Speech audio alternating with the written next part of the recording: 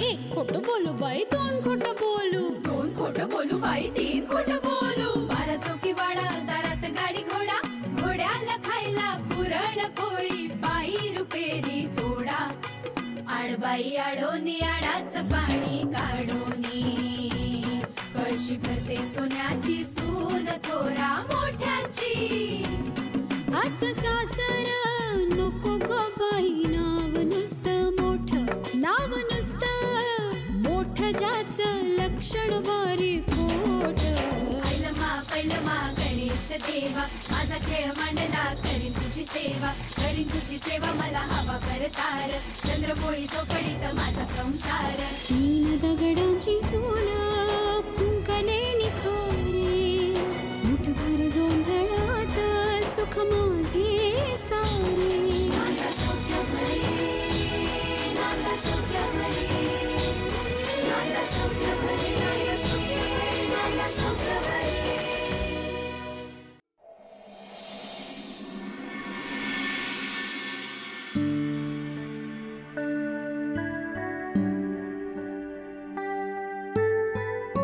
अंजली, अगं कसला एवढा घमघमाट सुटलाय घरभर, काय करतेस? आई अहो गोडाचा शिरा करते. ललिताताईंना जेवणात काहीतरी गोड लागतं ना रोज. नाही, गोडाचा शिरा आपण नेहमीच करतो ग, पण आज वेगळाच जरा सुगंध सुटलाय म्हणून विचारलं. अहो आई दुधात करते मी, आणि आपल्या अनिताने आंब्याचा मावा करून ठेवला होता ना, तो घातलाय, आणि आज केशर बेदाणा सगळं काही घातलंय. आपल्या नेहमीच्या शिऱ्यात आपण 4 वेलच्या खरवडून तेवढ्या घालतो, पण आज सगळं सागर संगीत आहे. बरं बरं, अख्खे दुधात नको करूस, थोडं पाणी पण घाल, नाही तर भरभरीत व्हायचा तो.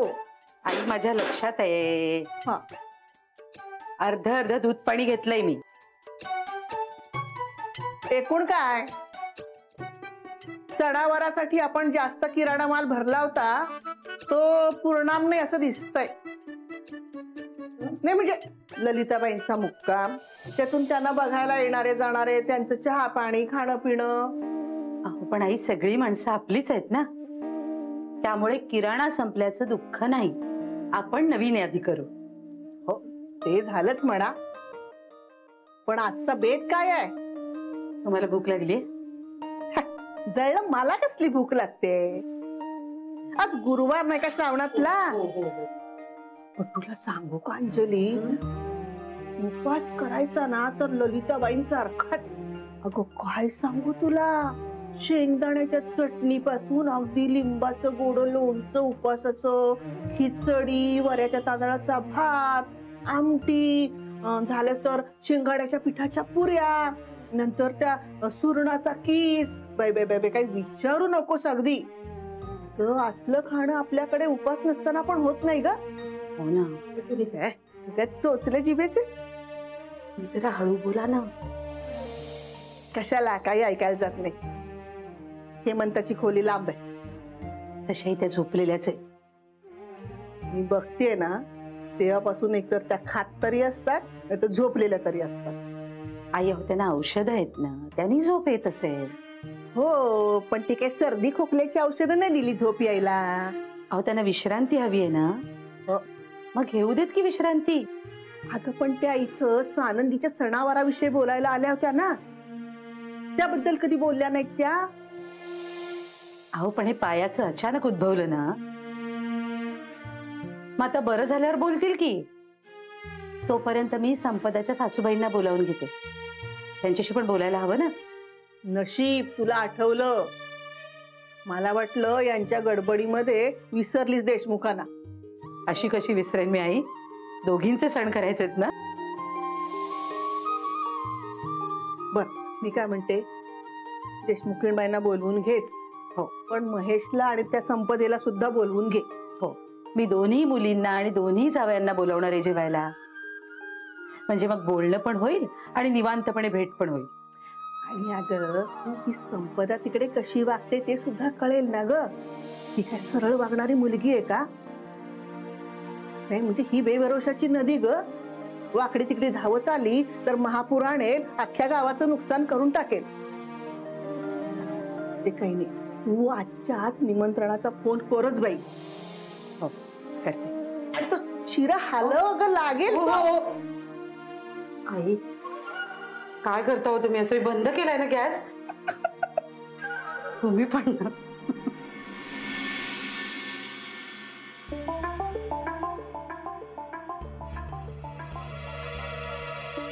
संपदा काय करतेस? बिझी आहेस का? हो, काय काम आहे? अगं हे बघ, या 2 साड्या आणल्यात मी. तुला जरा रंगपोत चांगलं समजतं ना, मला सांग ना या दोन्हीतली कुठली चांगली आहे ते मला नेसायची आहे. अगं ती खालची. बर. आणि हो संपदा, तू पण एखादी चांगली साडी काढून ठेव. हा का? गाडी बुक केली बर. आहे आणि मला असं वाटतं जेवणाचं काही करू नकोस. अरे. रस्त्यात हॉटेल्स आहेत ना, मॅनेज करू आपण. हा, 1 मिनिट. हे काय चाललंय तुमचं? साडी गाडी?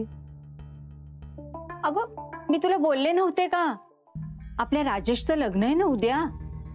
काय? कोण हा आपला राजेश? घरात तुला काहीही काम नसतं, घरात नुसती बसलेली असतेस, जॉबही सोडलायस, तरी सांगितलेलं कसं लक्षात राहत नाही का तुझ्या? अगं राजेश माझा चुलत भाऊ, ज्याचं उद्या लग्न आहे, आज संगीत आहे, आपल्याला पुण्याला जायचंय, हे सगळं सांगितलं होतं मी तुला. आता आपण पुण्याला जाणार आहोत. हो. तुला माहितीये का एक्सप्रेसवेची काय स्थिती आहे? तू येणार आहेस का नाही? हे बघ महेश, मी येणार आहे की नाही हा प्रश्नच नाहीये. अरे पाऊस किती आहे आणि त्यात एक्सप्रेसवे. माझा तर सल्ला आहे तुम्ही दोघेही जाऊ नका.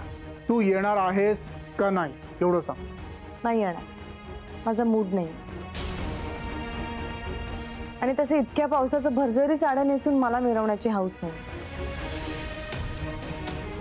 ज्यांना हौस आहे त्या जात आहेत की. अगं मूड नाहीये म्हणजे काय? संपदा आपले नातेवाईक आहेत, ते आपल्या सासरची माणसं आहेत ती. आपण गेलो नाही तर त्यांना वाईट नाही का वाटणार? आई पण तुम्ही जाताय की नाही? माझं काही म्हणणं नाही, जा तुम्ही. तुझं म्हणणं काय? रॅदर तुझं म्हणणं आहे का नाही आहे त्याने आजकाल आम्हाला काही फरक पडत नाही. महेश, अरे आई तू थांब. तू हिला ओळखत नाहीस, मी हिला चांगलं ओळखतो. संपदा, तुला जर यायचं असेल तर गपचूप आवर आणि चल. नाही नाही, रॅदर ना मला असं वाटतं तू येऊच नकोस. महेश, बेस्ट आहे. काय तिकडे आमची सगळी माणसं तुला प्रेमाने मायेने भेटणार, त्यातलं एकाचंही नाव तुला लक्षात नसणार. वर तुझी ती क्यूट स्माईल जी दुर्दैवाने फक्त पैसे बघितल्यावर येते, ती तर बिलकुल नसणार. काय आमची सगळी माणसं साधी आहेत ना. काय ना, आज माझ्या भावाच्या घरात आनंदाचा प्रसंग आहे, त्यामुळे तुझा सुतकी चेहरा बघण्यापेक्षा तू इथेच थांब. टीव्ही बघ, नूडल्स खा, झोपा काढ. हा, हे चालू ठेव दिवसभर. ओके महेश, आता राहू दे. हे बघ, मी आवरायला घेते, तू पण ये. हो. बरं आहे, तू काय घालणार आहेस? आणि सोन्याचं काय कॅरी करू नकोस. प्रवासात टेन्शन नको. नाही, माझ्याकडे ना एक छानसं मोत्याचं पेंडंट आहे आणि मोत्याचं सर आहे, तेच घालणार आहे मी. अरे स्वानंदीने दिलं होतं मला. हो का? इतकी गुणी मुलगी आहे ना स्वानंदी, नेहमी विचारपूस करत असते बघ माझी. आणि आली ना की प्रत्येक वेळा काहीतरी घेऊन येते बघ. ही साडी आहे ना, ही सुद्धा स्वानंदीनेच दिली आहे मला. खरंच असं वाटतं प्रत्येक घरामध्ये स्वानंदी सारखी एखादी मुलगी असायला हवी. बरंच आहे, मी आवरून घेते, तू ये लगेच. हो, येतोच मी.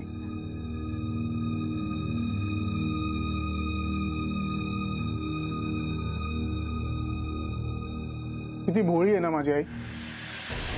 अर्धवट वाक्य बोलून गेली. नाही, पण ते वाक्य मी पूर्ण करणार आहे.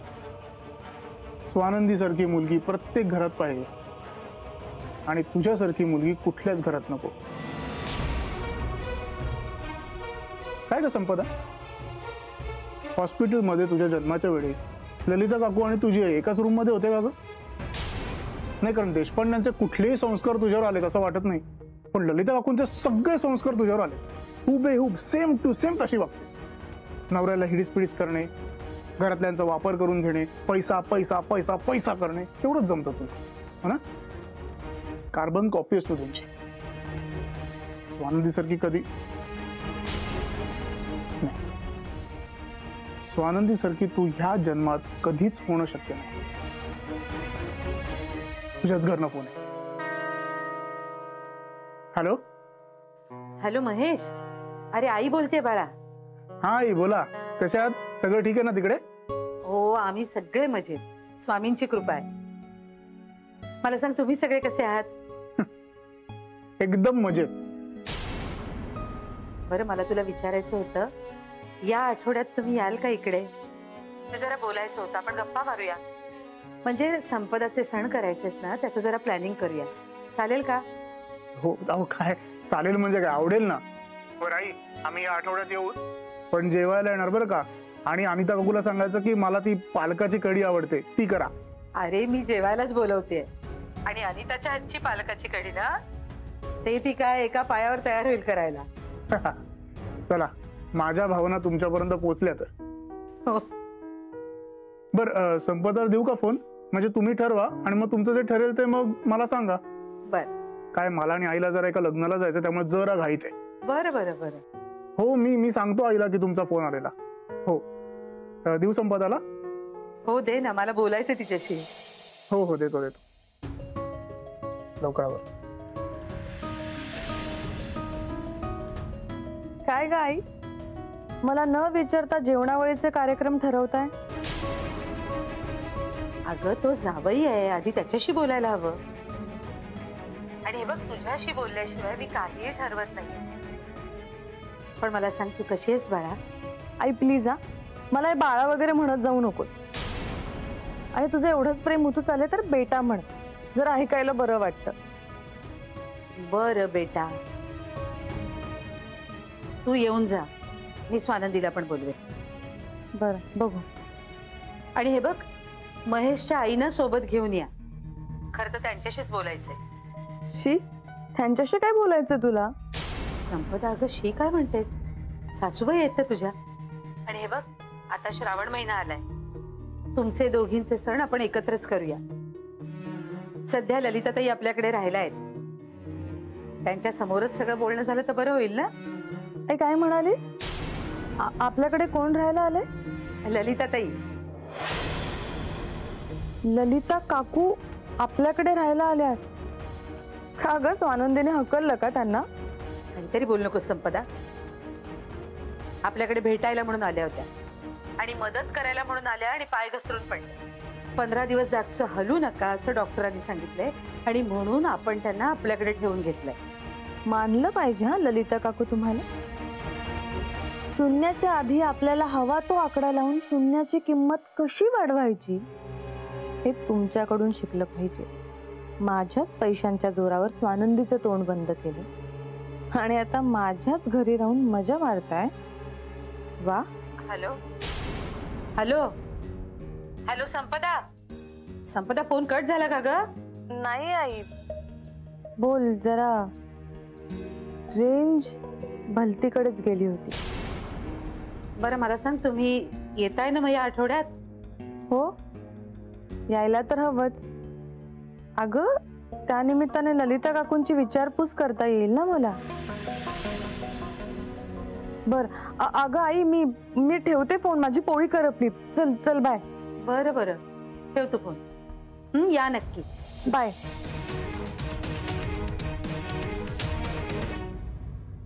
काय बाई आहे ही, माझ्या घरी राहायला गेलीये. या ललिता काकूंमुळे मला सगळ्यांची बोलणी खावी लागली. इथे सडत बसावं लागतंय आणि या माझ्या घरी राहून आयती मलाही खातात. ललिता काकू, माझा वापर करून तुम्ही स्वतःचा फायदा करून घेतलाय ना. आता बघा, माझा फायदा करण्यासाठी, तुम्हाला रस्त्यावर आणण्यासाठी मी कोणाचा वापर करते.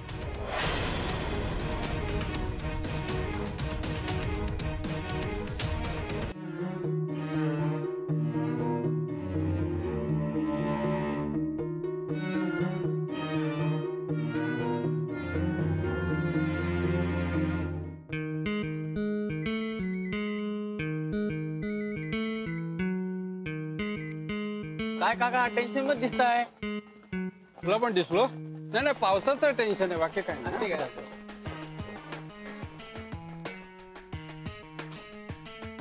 फोन का उचलत नाही?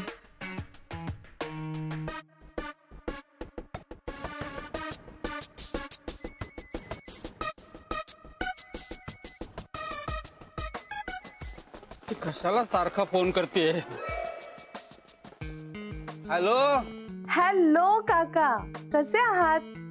बिझी आहात का? मी 2 वेळा फोन केला तुम्हाला. नाही नाही हो, आणि मला काय वाटलं की तू चुकून फोन केला असशील. तू कशाला करशील ना मला फोन? आणि ललिता नाहीये इथे. हो, पण तुम्ही का घाबरताय? मला माहितीये ललिता काकू घरी नाहीये.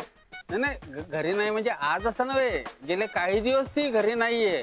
म्हणूनच मी फोन केला. म्हणून कशाला फोन केलास? ए बाई, तू मला फोन केलेलं तिला आवडणार नाही, आधीच सांगतोय. काका रिलॅक्स, तुम्ही घाबरू नका. नाही नाही, घाबरतोय कोण? जरासा भीतोय एवढं, ते जाऊ दे. तू कशाला फोन केला होतास? मी ना सहज. ए बाळा, मी जरी ललिताला घाबरत असलो ना तरी बावळट माणूस नाहीये. हा, तू काय ललिता काय सहज म्हणून काही करणार नाही कधी. काका काका, तुमचा हा जो स्मार्टनेस पण आहे ना, त्याचा मला रिस्पेक्ट आहे, त्याची मला कदर आहे. बरं मला सांगा, तुम्ही आज काय करताय? मी काय करणार बापडा, खरंच सांगतो बाळा, मी ललिताला इतक्या वेळेला कमी लेखायचो, तिचं प्लॅनिंग चुकलं की हसायचो, पण आज ती नाहीये ना, काय रामच राहिला नाही ग, गंमतच येत नाही येत ना त्या घरी. बरं, त्यांच्या पायाची दुखापत नक्की खरी आहे ना? तुझ्याशी काय खोटं बोलायचं बाळा, मला अजून काही अंदाज आलेला नाही. बर, म्हणजे मला जो अंदाज आहे तोच तुमचा पण अंदाज आहे, राईट? अगं तेच सांगतोय, मला काहीच माहिती नाही ग. तिचे नाटक असेल ना तर तिने मला अजून काहीही सांगितलेलं नाहीये. काय शिष्य आपल्या पायावर उभा राहायला लागला ना की गुरुला विचारतो कोण? हेच म्हणायचंय मला काका. खरं तर ना अशा परिस्थितीत तुम्ही त्यांच्या जवळ असायला होता, त्यांनी तुम्हाला मिस करायला हवं होतं. हो, पण असं काहीच नाही झालं, कारण तुम्ही फक्त त्यांचे गुरु नाही तर तुम्ही नवरा बायको सुद्धा आहात. काका, त्यांच्यामुळे तुम्ही नाही, तुमच्यामुळे त्या आहे तेवढं लक्षात ठेवा. हो, पण त्या जरी किती मातबर असल्या तरी सौ ललिता माधव जहागीरदार असंच नाव लावतात ना? हो, अगं हे माझ्या लक्षातच नाही आलं ग. म्हणजे माझ्या नावाशिवाय तिचं नाव पूर्णच होऊ शकत नाही. एक्झॅक्टली. काका, मला ना तुमच्याशी खरंच खूप महत्वाच्या विषयावर बोलायचं, आणि ते फोनवर नाही बोलता येणार. तुम्ही वेळ काढून घरी या ना. नाही नाही नको, मी अजून एवढा शूरवीर झालेला नाही. हा, ललिता चिडेल उगीच. चिडायला त्यांना कळालं तर हवं तुम्ही माझ्या घरी आलात, त्यांना कसं कळणार? तुझं तिच्याकडे काही काम असलं, तिच्याकडनं काही महत्वाची बातमी काढून घ्यायची असली तर तूच सांगशील तिला. तिची सावली अस ना तू. आपल्या स्वार्थासाठी तुम्ही काही करू शकता. चला, म्हणजे एवढं तर तुम्ही मला ओळखलंय. हवं तर असं समजा की मी माझ्या स्वार्थासाठी तुम्हाला बोलवतो, ओके? आणि कसं आहे ना काका, तुम्ही इतके हुशार टॅलेंटेड आहात ना, तुम्ही तज्ञ आहात या सगळ्या गोष्टीतले. खरंच काका, माझ्या कन्सल्टिंग साठी येत आहे असं समजा. हवं तर पण प्लीज या. बघतो. काका, बघतो नाही, तुम्ही या. मी तुम्हाला पत्ता पाठवते. हा, बरं येतो.